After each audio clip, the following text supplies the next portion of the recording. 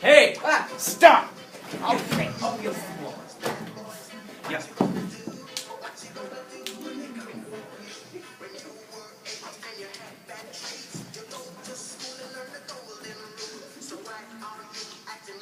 You're under arrest. You have the right to remain silent. Anything you say or do can and will be held against you in the court of law. You have the right to an attorney. You cannot afford one. We will provide one for you. You will understand these rights if they have been spoken to you.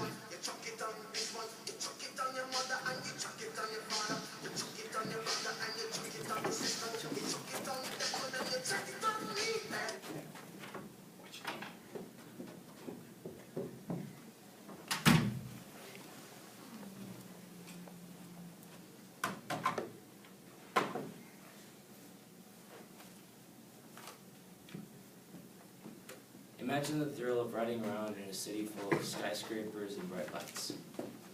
This is the environment that I'll be working in every day for the rest of my career as an enforcer of the law.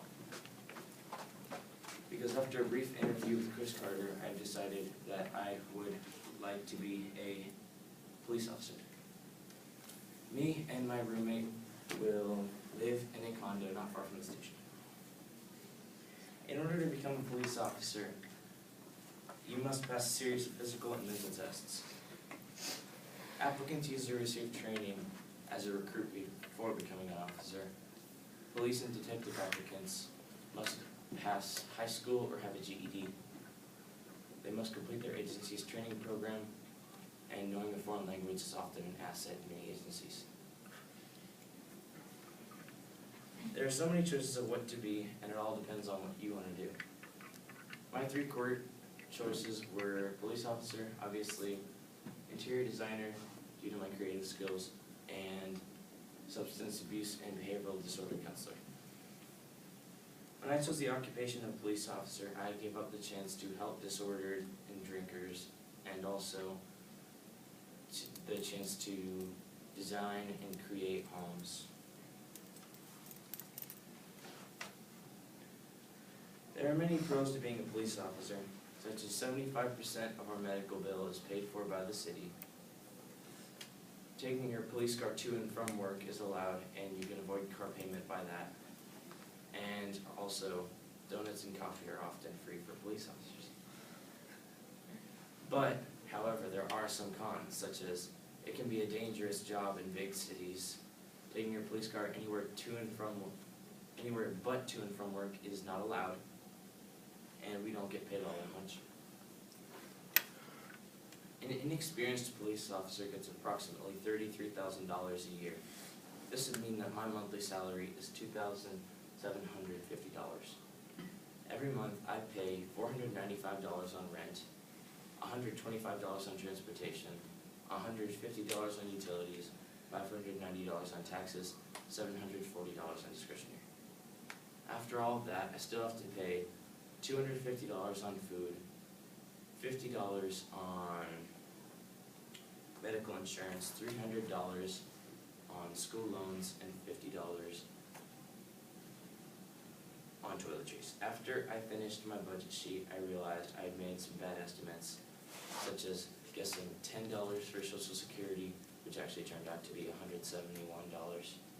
Also, I estimated $500 for car payment, which actually turned out to be $0 because I'll be taking my police car to and from work. In order to pay for all of this, I have to fit it in my budget. I created a pie graph to bring to light all the percentages of each subject in my budget. 21% of my budget is taxes. 21% is a lot, and most of it goes to my state and federal taxes. Also, 27% of my budget is discretionary, and that's basically just for my own entertainment and luxury. And finally, 18% of my budget is housing, and that's basically just monthly rent and renter's insurance. In this unit, I have had to make some serious decisions and trade-offs. There are 3 examples of this. When I chose to be a cop, I gave up the chance for a higher pay, but I have less paperwork and a little more freedom. Also, I lost the chance to help disordered and drinkers. I chose not to be a substance abuse and behavioral disorder counselor, but as a police officer, I can help a lot more people than I could in that position. Also, I have to be prepared for emergencies and work all day long, but I get the chance to meet a lot of new people and make sure they're safe. It doesn't take a lot to be a police officer. There are a few skills needed for it, such as leadership skills, social skills, and physical strength. I will apply to be a summer intern at Heston Police Department, and I'll be a mall cop at Tony Square, Wichita, and finally, I will work at campus security at Kansas University School of Law. I will attend Kansas University to receive my criminal justice degree to prepare me for my line of work. My references will most likely be Mr. Carter and Ralph Oliver, head of campus security at Kansas University. The chief of police in Chicago is Juan Rivera. Assuming he will still be in 7 to 8 years, he will be the one that I'll write my letter of application to. I will be a patrol officer for a few years, and with luck I'll be promoted. There are several websites that really helped me understand my job, such as Job Outlook, and that helped me a lot. Another one was Ride of Your Life, and it gave me the qualifications needed to be a policeman. The next one was Career Aisle, and this really helped me get a large assortment of jobs. And the next one was Career as a Leader, and that really helped me narrow down my results by a lot.